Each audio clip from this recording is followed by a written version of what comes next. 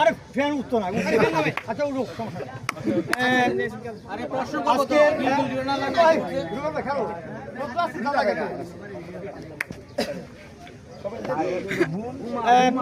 আপনাদেরকে বলতে চাই এম এ মানান মানিক স্পোর্টস একাডেমির আয়োজনে পাকুন্দি উপজেলা ইউনিয়ন আন্তঃ ইউনিয়ন খেলার আজকে সর্বশেষ ম্যাচটি ছিল নারায়ণদী ইউনিয়ন বনাম আমাদের পাট্রবাঙ্গা ইউনিয়ন। সর্বশেষ পাকুন্দি উপজেলার যে ইউনিয়নটি, তারা কিন্তু ভালো একটা রান করেছিল, ভালো খেলেছিল, কিন্তু একটা সময় দলকে পুরো টেনে তুলে নিয়ে আসছে তারেকের অসাধারণ ব্যাটিং নৈপুণ্যতার কারণে নারায়ণদী কিন্তু জয়লাভ করে এককভাবে, যেখানে 7টা উইকেট চলে গিয়েছিল।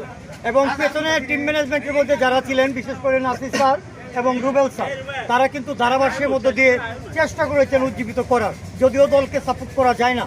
তারপরে যে কথাগুলো বলতে হয় দলের জন্য, সেগুলোই বলেছেন একটা ক্রিকেটারকে উৎসাহ দেওয়ার জন্য।